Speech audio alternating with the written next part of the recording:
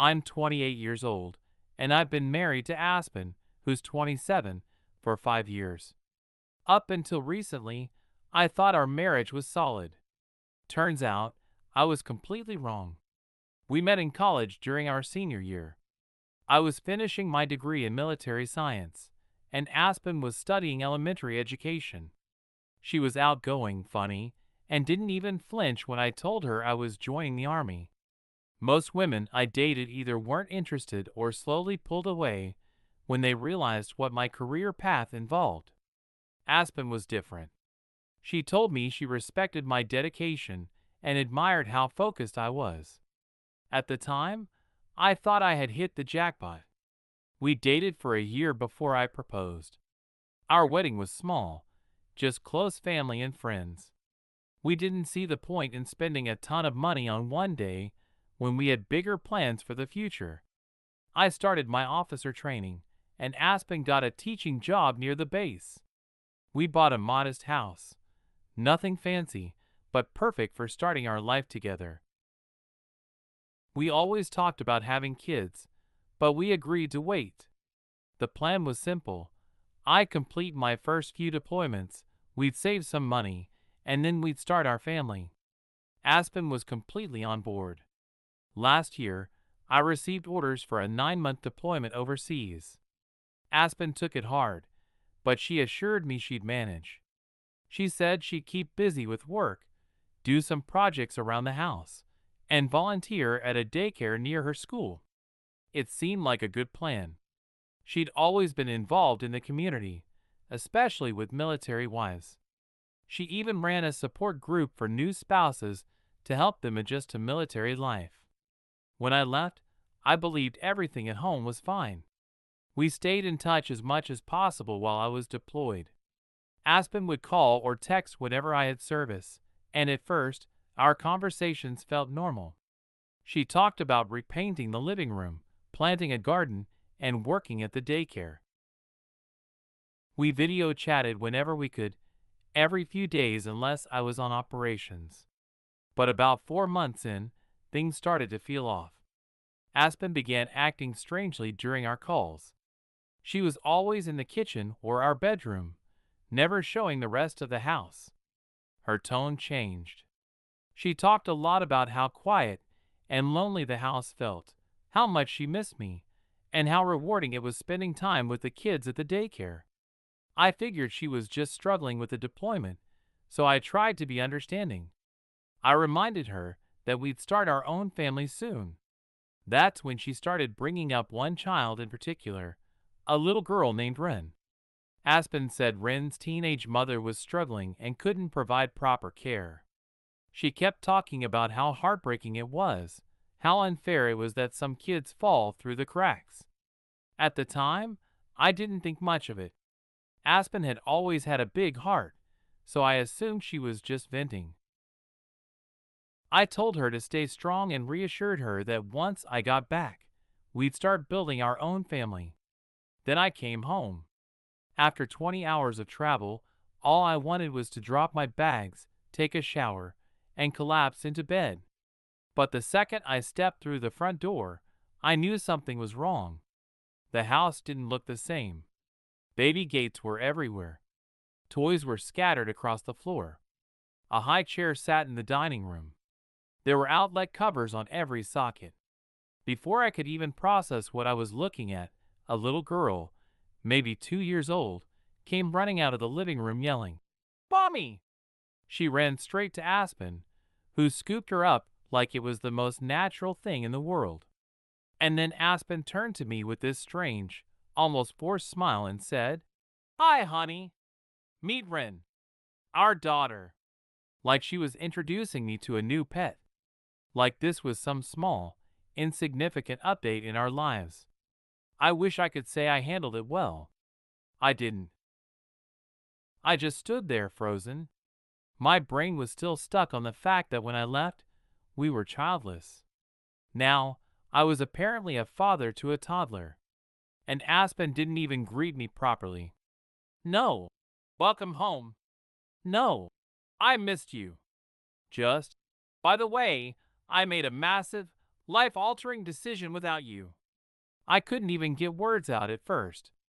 Aspen must have noticed I wasn't reacting because she immediately launched into an explanation. She told me she met Ren at the daycare, learned her mother was giving her up, and just knew she was meant to be ours. She kept saying she couldn't let Ren end up in the foster system, that adopting her was the right thing to do.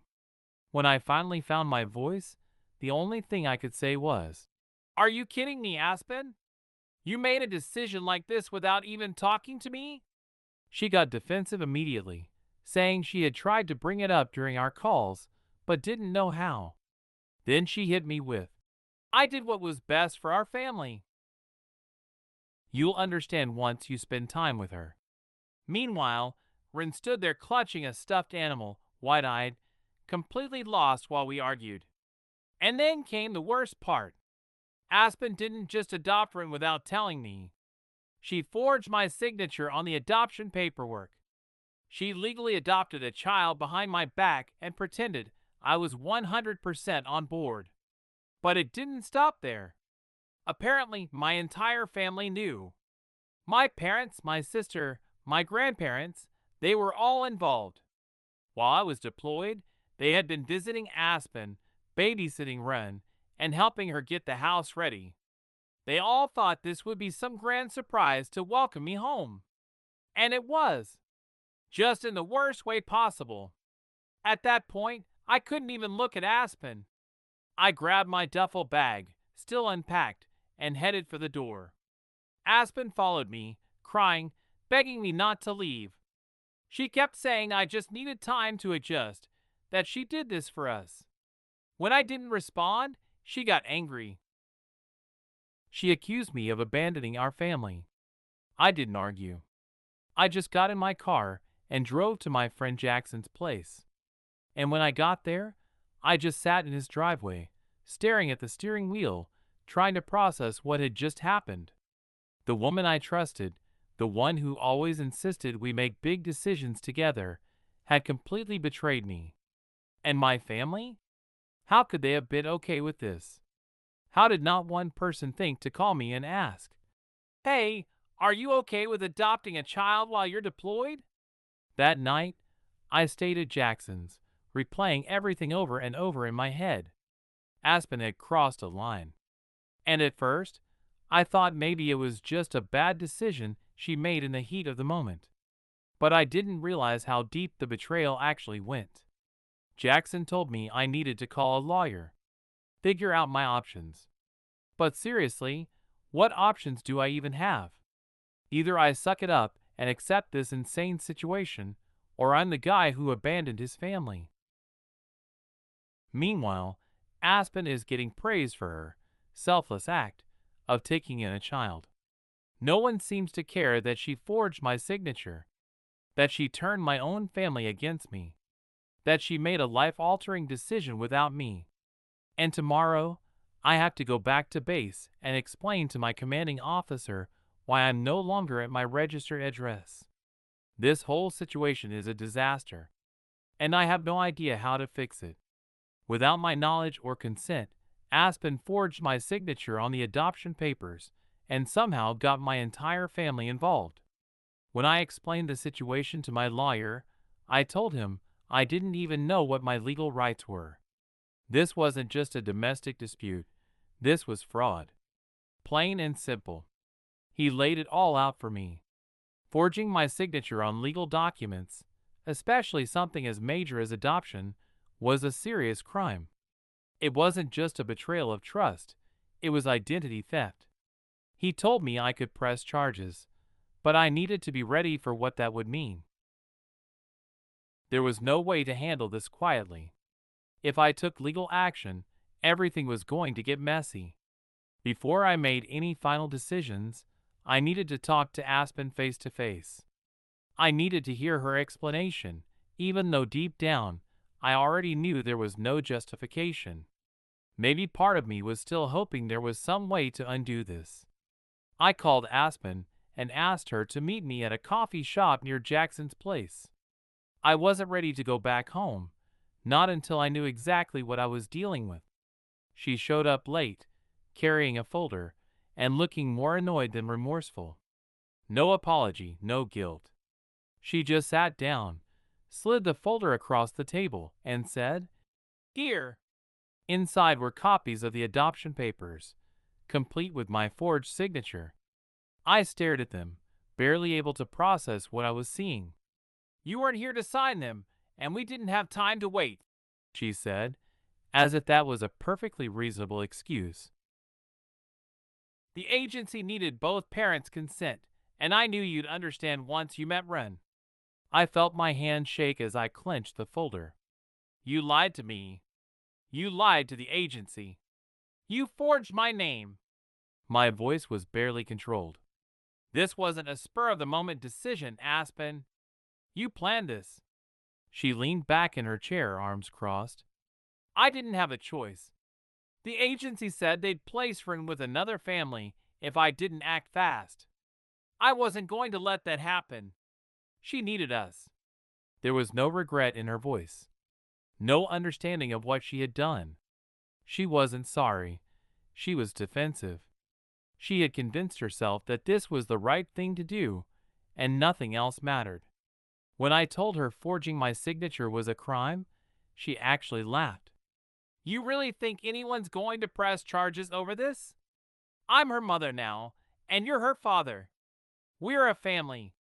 End of story." I stood up and walked out without another word. There was no point arguing with someone who truly believed she had the right to control my life like this. On the way back to Jackson's place, I called the adoption agency.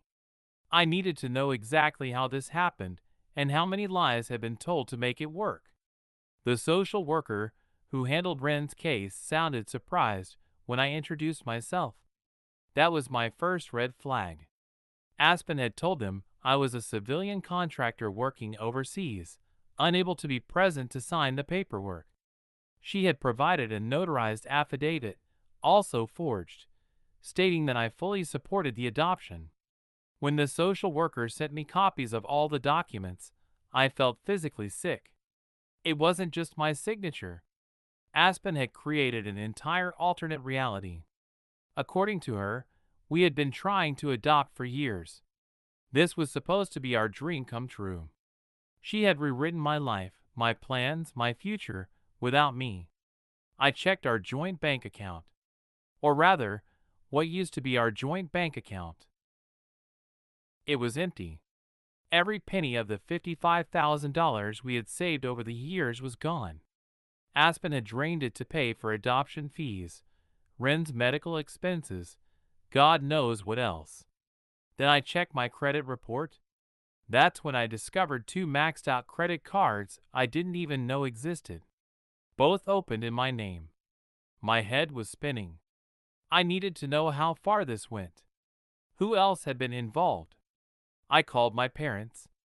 My mother answered, and the second I mentioned the adoption, she immediately jumped to defend Aspen. She told me Aspen had come to them months ago, saying how much she wanted to adopt, and that we had already talked it over and agreed. They believed her. Not only that, they lent her $55,000 to help cover the costs. "She just wanted to make your dream come true," my mother said, like that somehow made everything okay. I asked her why no one had called me. Why didn't anyone think to verify this? "She told us it was a surprise," my mother said dismissively. "A way to lift your spirits after deployment." No apology. No understanding. Just excuses. She kept talking about how selfless Aspen was, how amazing it was that she gave a child a home.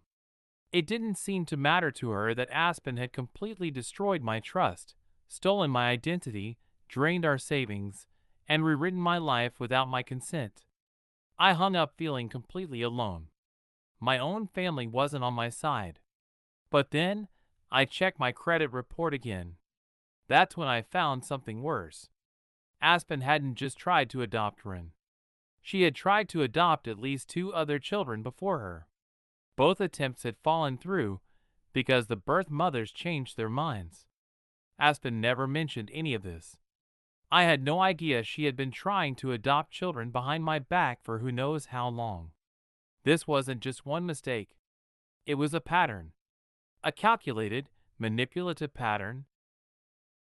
I spent the next week gathering every piece of evidence I could: bank statements, credit reports, forged documents, everything that proved the extent of what Aspen had done. This wasn't just about saving my marriage. Aspen's lies had put me in legal and financial jeopardy, and I couldn't just let it go. While all of this was happening, Aspen kept messaging me, calling me. Her messages were a mix of apologies, justifications, and manipulation. One minute, she was begging me to come home so we could fix this. The next, she was accusing me of abandoning our family. When I didn't respond, she started sending pictures of Ren, saying things like, "She misses her daddy," and "How can you walk away from her?" I blocked her, but that didn't stop her. She started contacting my family, trying to turn them against me.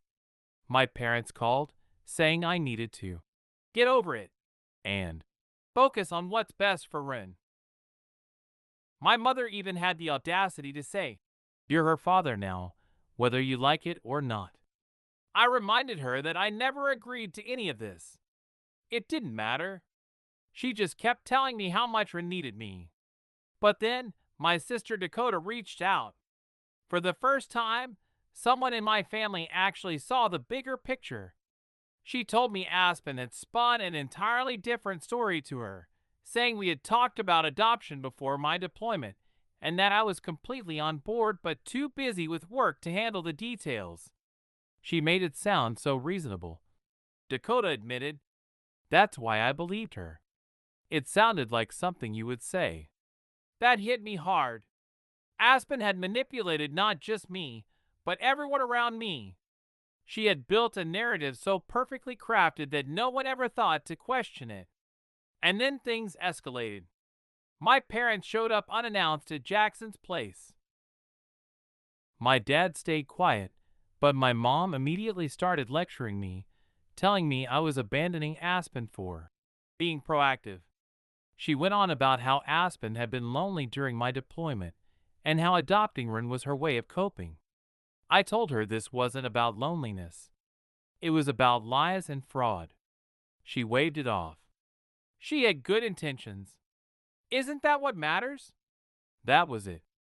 That was the moment I snapped. I laid everything out: the stolen savings, the maxed out credit cards, the forged documents. I even handed her the papers proving Aspen had been trying to adopt other kids behind my back. My dad looked genuinely shocked, but my mother? She just sighed and said, "Money comes and goes, but family is forever." I couldn't believe what I was hearing. They weren't just complicit, they were enablers.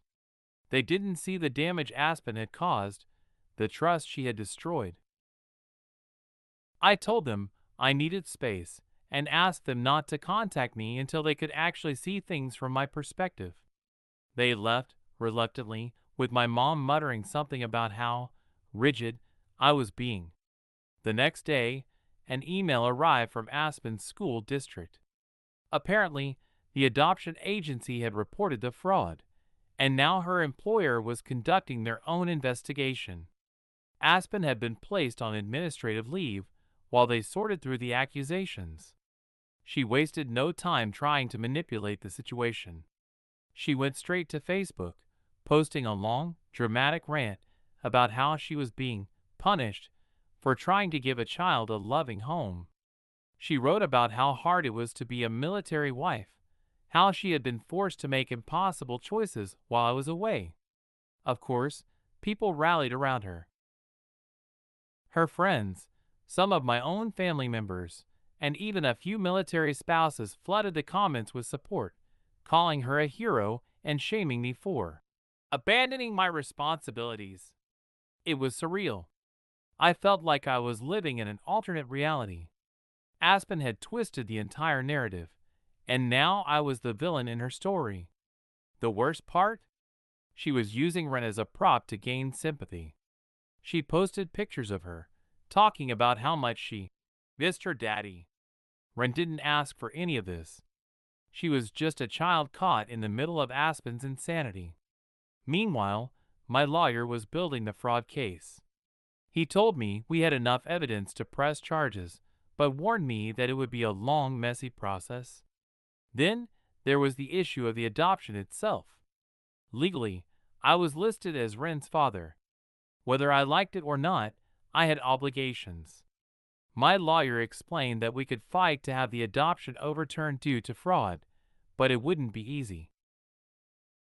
The system wasn't built to handle situations like this cleanly, and Aspen's manipulation had made everything even more complicated. By the end of the week, I was exhausted. Aspen kept finding ways to contact me, through mutual friends, fake numbers. She kept sending pictures of Wren, saying things like, "She misses you. She needs her daddy. How could someone I never agreed to adopt miss me?" This woman was unbelievable. At this point, I was desperate for clarity, so I reached out to the adoption agency again. I asked about Wren's biological family, trying to find out if there was any way she could stay with someone she already knew instead of being sent back into the system. That's when I learned about Katie, Wren's teenage birth mother, and her aunt, Harper. Katie was only 16 when she had Wren. She had been trying to balance school, work, and raising a baby, but it had been overwhelming. Harper, her older sister, had offered to adopt Wren and give her a stable home.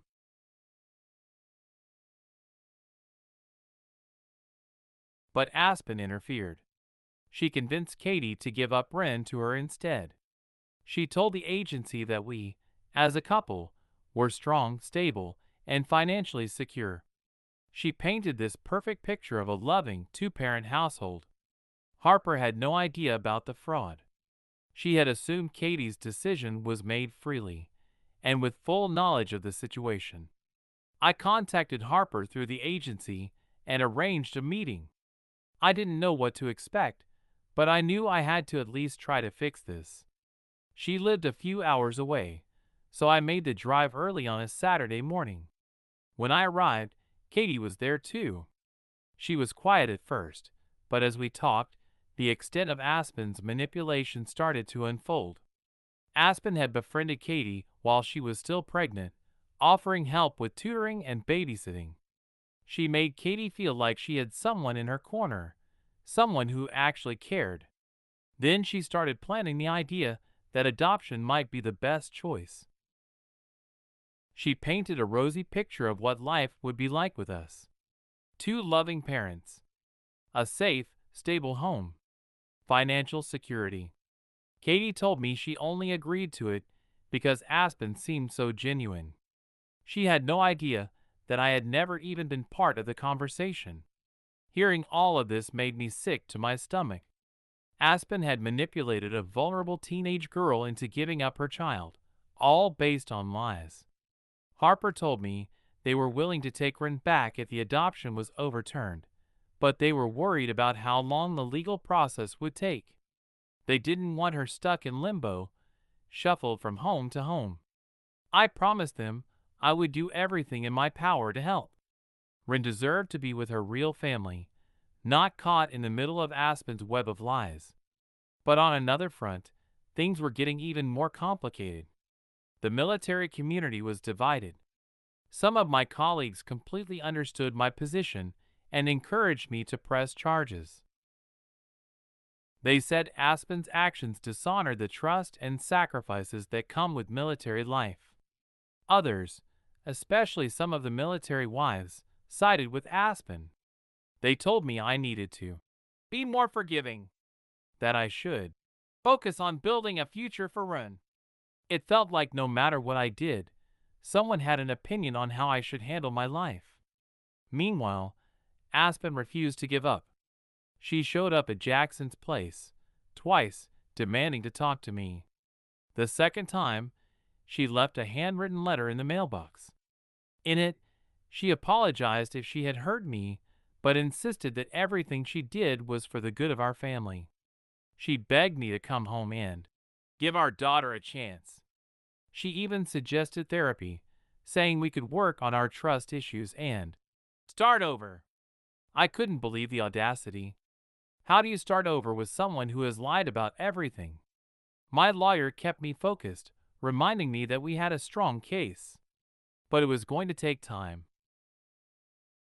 Aspen wouldn't stop trying to twist the narrative. She started claiming that my deployment forced her to make these decisions, that she had to act in my absence. And now, she was using my reaction as proof that I was an unfit parent. This whole situation was a nightmare. And every time I felt like we were making progress, another issue would pop up. Honestly, I have no idea how this is all going to end. But I promise I'll keep you all updated. The case was clear. Harper and Katie were stable, capable, and had been ready to adopt Ren before Aspen interfered. My lawyer argued that the adoption should have never been approved in the first place due to the forged paperwork. Aspen, of course, fought back. She claimed that removing Ren would cause irreparable harm, presenting herself as a devoted mother who had only been trying to do the right thing. She dragged out the hearings for weeks, bringing in character witnesses, friends, colleagues, and even my own parents to testify about what a good mother she was. I couldn't believe my parents were still supporting her after everything. My mom was especially convinced that Aspen's intentions somehow justified her actions. My dad was quieter, but he didn't oppose her either.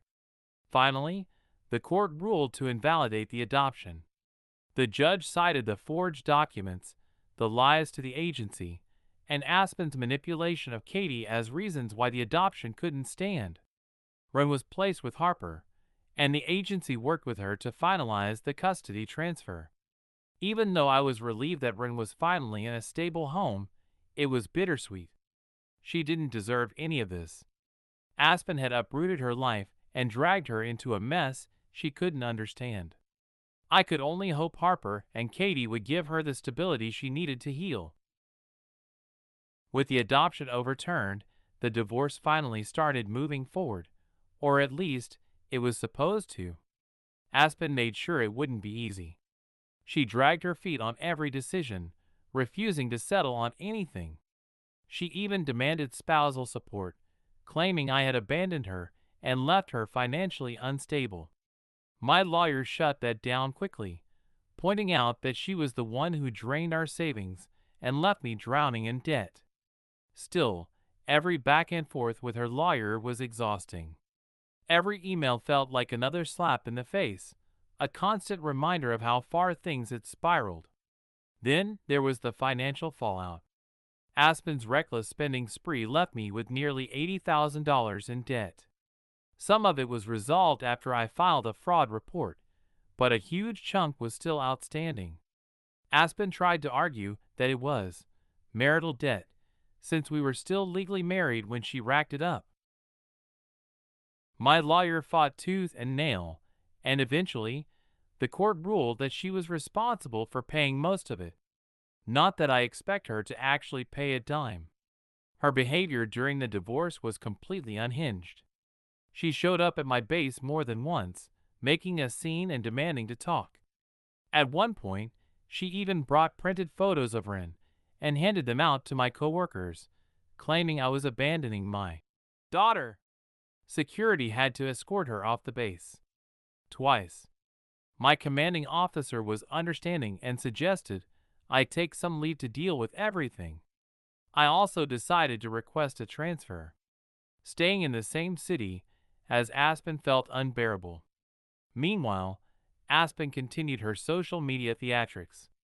She kept posting long, dramatic updates about how she was being persecuted for trying to give a child a loving home.